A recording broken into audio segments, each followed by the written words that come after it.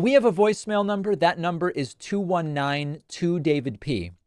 Here's a caller who believes I have done something sexist and misogynistic. Let's listen to the call. Hey, David. I just wanted to point out something you're doing that I think is unintentionally sexist on your part.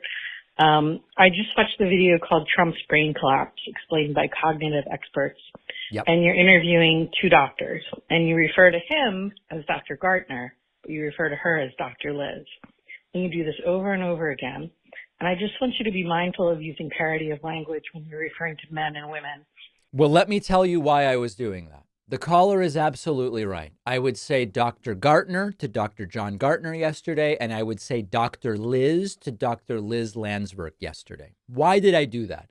Was I unintentionally using sexist language by using Dr. Liz's first name and Dr. Gartner's last name? The answer is no.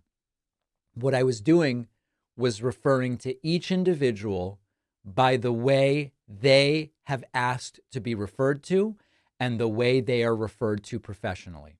I don't know why Dr. Liz does this. My guess is because a lot of people probably get her last name wrong because it's mildly more difficult to say than Gartner. She goes by Dr. Liz professionally in things that she has done, public appearances. She has sent me materials wherein the materials describe her as Dr. Liz. She is referred to as Dr. Liz on other shows as well.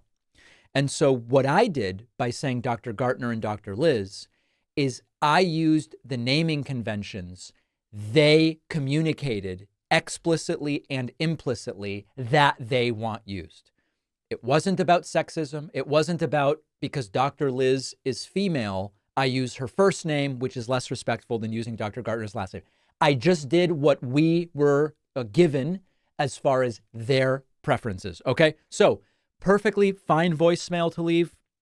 I understand why someone might think this, but also let's be open to other possibilities, which is not that I'm accidentally using unfair or biased or sexist language based on the gender of the individuals, but maybe it's just how they've asked to be referred to in professional settings. Okay, and that's what it is. We've got a great bonus show for you today. Kamala Harris leads Trump in the beer poll. Who would you most like to have a beer with? We'll talk about it.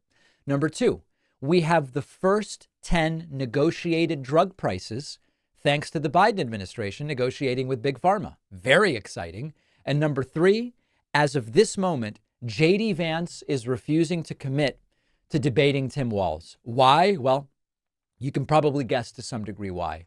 All of those stories and more on today's bonus show. Sign up at joinpakman.com. Look forward to seeing you then. And we'll see everybody else tomorrow on the Friday show.